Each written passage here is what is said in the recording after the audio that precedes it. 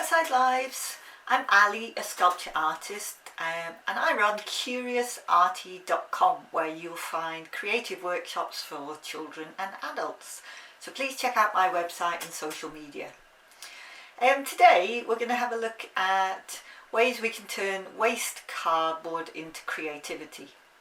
So these activities can either be for one person, or they work really well in groups, in schools or community settings. There are some tips and activities for teachers and group leaders, and there's some follow-on ideas. So I'm sure lots of you have waste cardboard packaging from online shopping. If you don't, ask your friends and neighbours, I'm sure they'll be happy to give you some. So first I'm going to show you an activity with waste corrugated cardboard, and then I'm going to also explain another activity you can do with groups using general waste packaging. So we're going to have a look at how we can make cardboard sculptures and sculpture challenges from just waste corrugated cardboard. I've got a box here of pieces that I've made, and these are actually, a lot of them are made from single corrugated cardboard, which I tend to prefer, but also you can use double corrugated cardboard.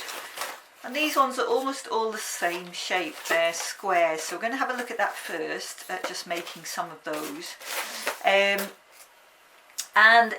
you can need, if you're going to do this in groups, you sort of need a shoebox full per group. Now that is quite time consuming to make, so my top tip for group leaders and teachers is don't do it all at once. Pile your cardboard up and then do it all at once, because it's quite tough on the fingers and not that much fun. So I would say when you get a box, just make some, and then you know, gradually fill your boxes, and also get volunteers to make some too. They're really easy to make. It just takes a little bit of time, and it's really worth it when you have them, because you can use them over and over. But it does take a little bit of time at the first to make them. But this is a box that I've made and I keep for groups. So we're just going to have a little look at making those first. So when I make just the plain squares that we can turn into our group challenges or our individual challenges, I normally make two sizes. So I normally make an 8cm squares and also 10cm squares. I tend to find it doesn't work so well with really thick cardboard, partly for making it's quite tough on the hands, so I tend to use thinnish card, but it's quite solid, it stands up. So if we just cut a few of those out now, so I've got some 8cm ones here. But you know, you can experiment with different sizes. I'm all for experimenting and seeing what works best for you. And also, you know, if you're looking at materials, teachers, you could see, you know, what materials stand up, what don't. Try different thicknesses, all that kind of stuff. And if you look on here, I've just made little cut marks just to show you. I don't normally mark them because you just get used to the cutting, but I tend to cut those with scissors, and they're sort of little triangles, so they're slightly wider at the end and then they get narrower, and I tend to find that works really well for slotting them together. So on each one I cut out a few holes just to make it give a variety of options for fixing things together.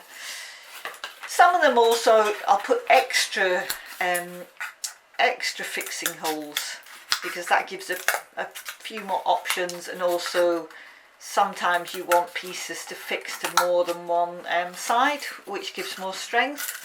So I don't do that with all of them, but I do it with quite a number. So we've got some 8cm squares there, and if we just have a look at the 10cm one, and if you look here, I've actually started, which I do on some of them, is my cut holes, my fixing holes, and not all straight. I've got one here at an angle, And actually, when I tend to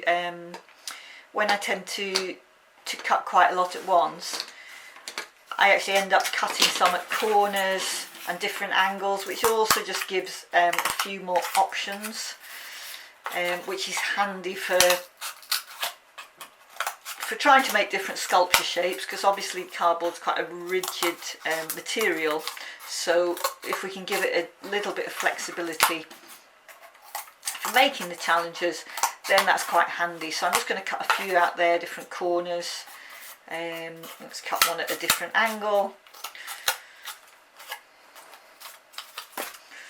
So that one's got quite a few on. It really doesn't matter too much. Experiment a bit with different ones. You just want quite a few. I think I'm going to cut a corner out here as well. So they're not complex. You just want to make sure you cut little triangles. It's not just one slot, which makes it they fix much more strongly then. And you want to cut some different angles and different corners as well. So I would say you need at least 100, if you're going to do it as a group activity, at least 100 per group, 150 probably better, a shoebox full really. And then the idea is that you know, either you can do this individually with one child or person, or if you do it as a group, then it's very easy for people to fix these together. And some of the things you can make are, you could try a group challenge, which group can make the tallest structure that will stand up, or get the group to try and make an animal, which is quite tricky with rigid shapes, but it's amazing what people come up with. You could get them to try and make a bridge, and also get some ideas from your group, see what they come up with to make. So that's some of the activities that you can do using these cardboard squares. And now I'm going to show you how you can add on to that by using some other materials and shapes.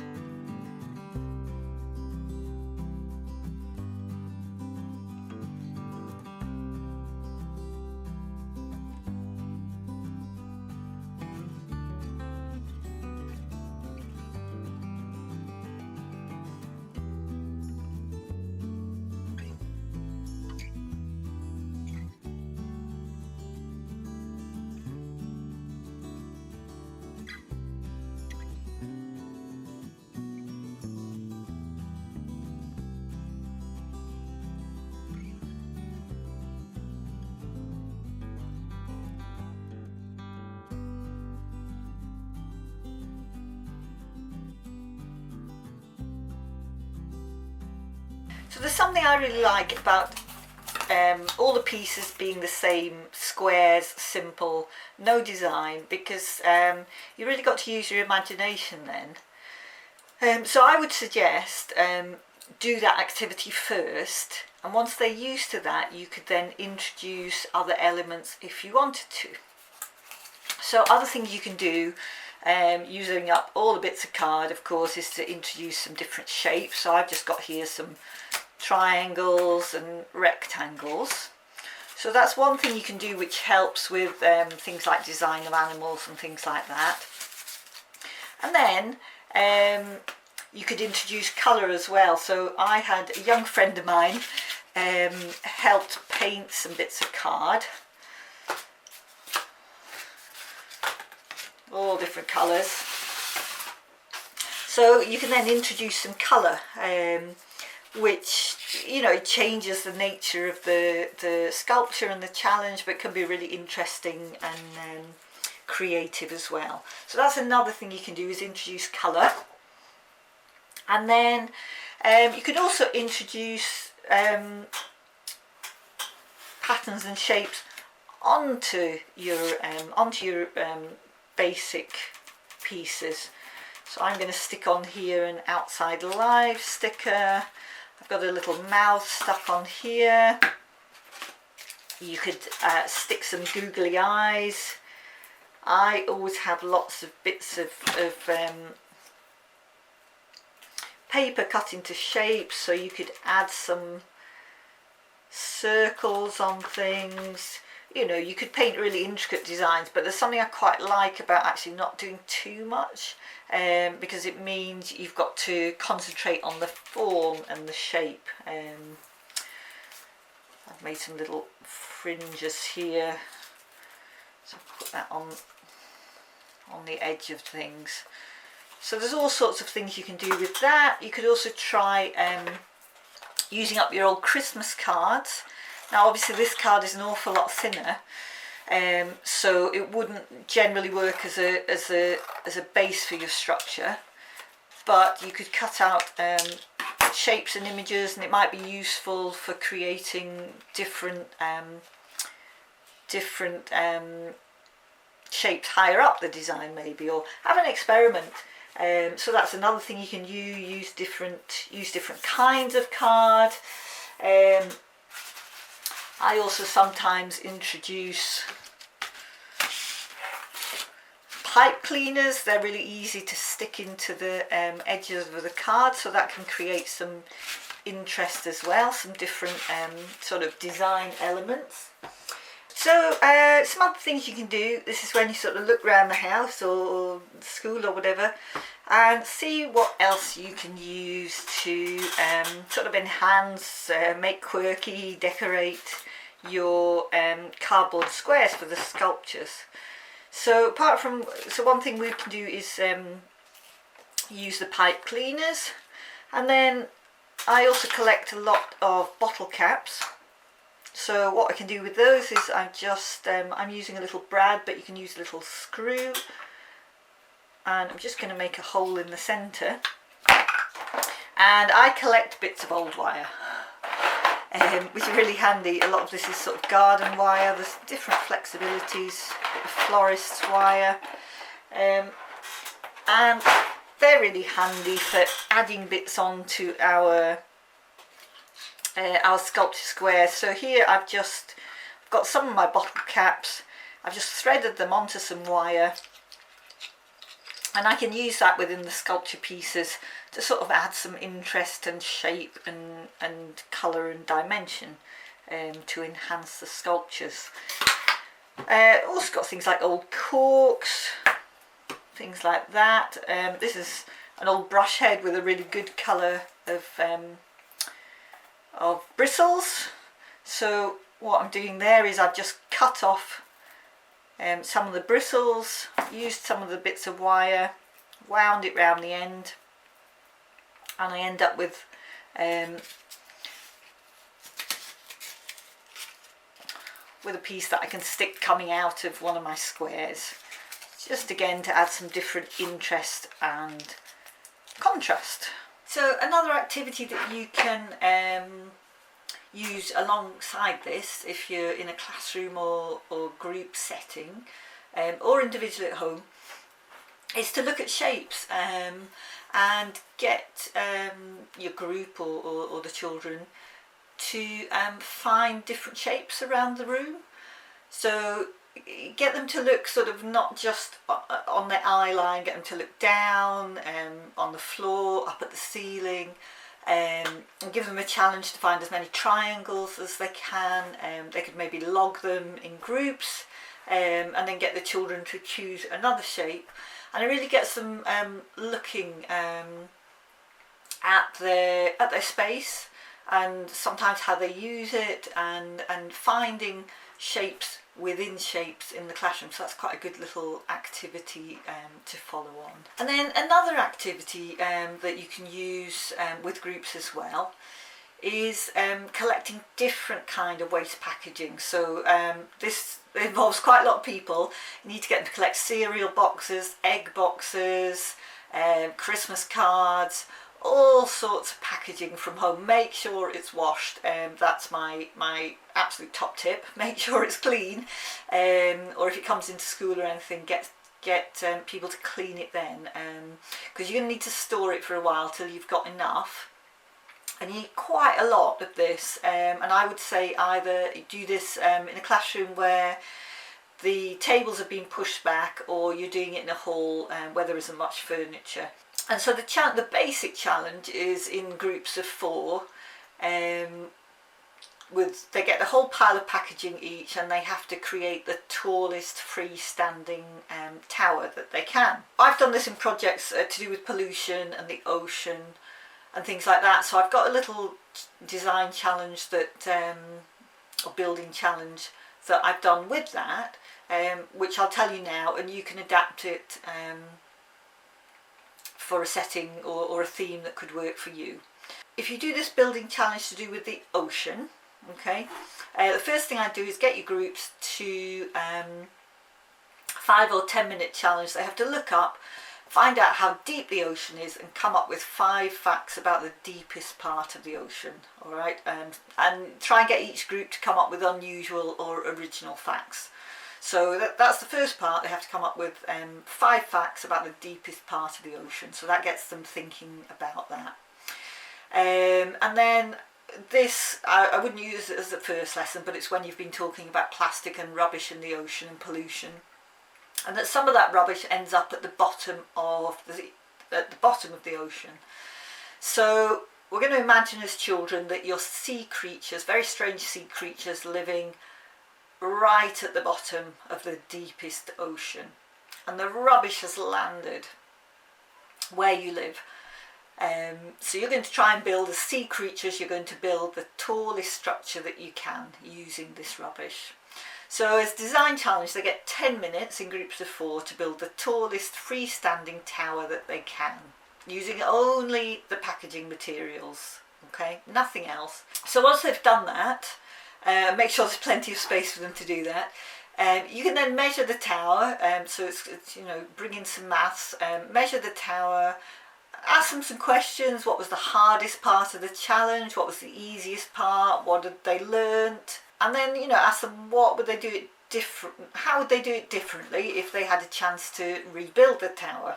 So then the second part of the challenge is that they're going to get to rebuild the tower to see if they can make them higher.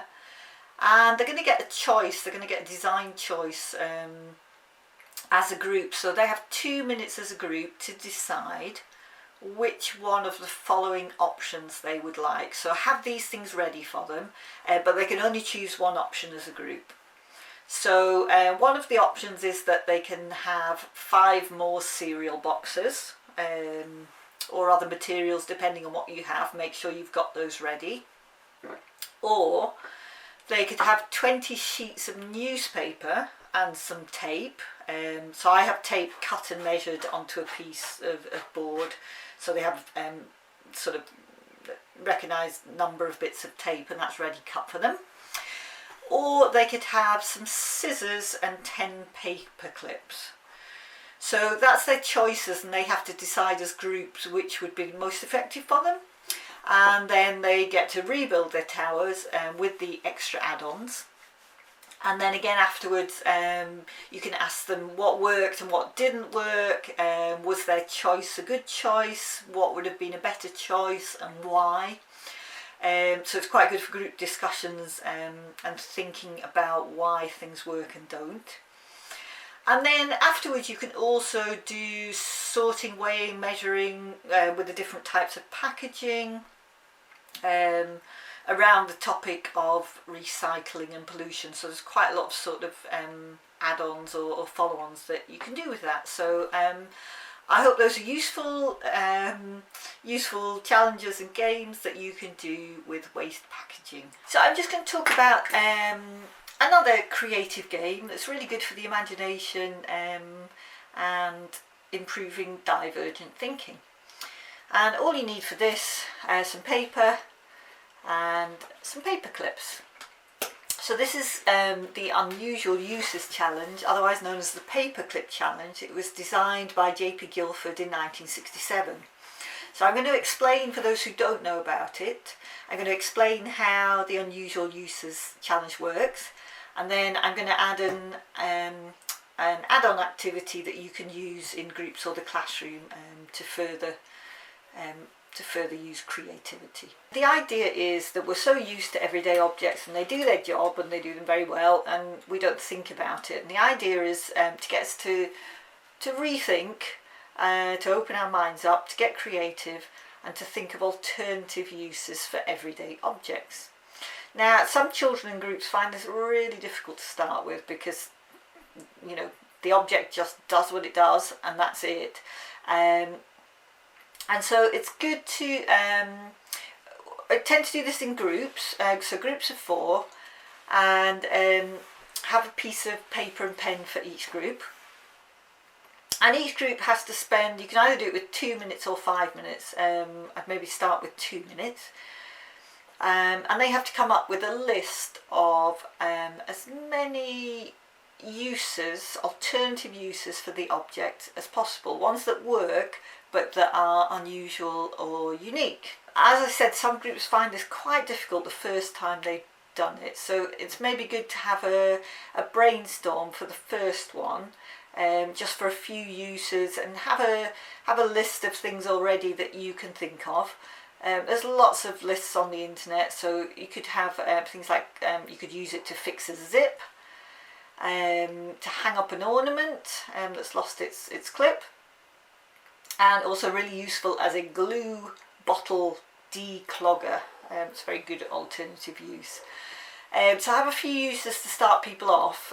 For the first object, by the second and third object they tend to be a bit more kind of into the idea of it and they understand what they're doing. And then you give them the 2 minutes or the 5 minutes to think up a list, as many as they can, of uses that work but are unusual. And then after that, get them to have a look at the uses that really do work, and also try and improve on the ones that don't, or cross those off the list, the ones that really don't work well.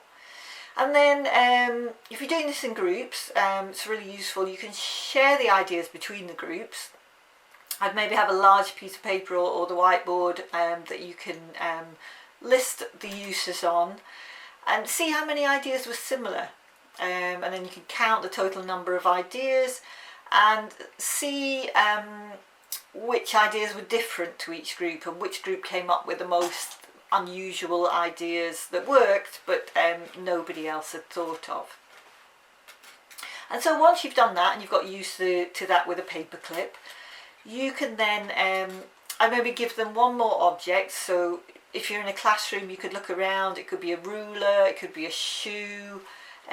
Do that again with them, and then get one of the group to come up with another item, or you can do that straight away if you feel that the group's able to do that. And again, list the items, go through what works and what doesn't. And then the idea is, once they've got their list, their different uses for the everyday objects, is that as a group, they're then going to make an advert. They've got to decide as a group one of their ideas, an imaginative idea, as a new use for one of the objects.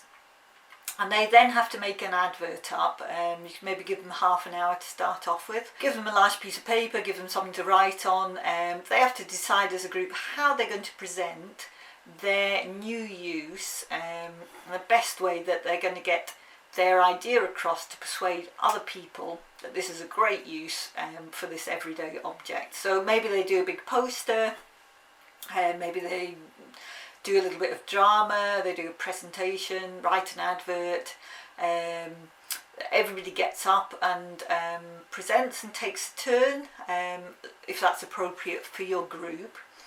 And so once they've all got their presentations ready, they need to present that at the front of the group for everybody else. You could maybe film those if you want to. You can do some constructive feedback. So you could look at the ideas, which were really good ideas as alternative uses, but then also look at presentation skills and communication skills.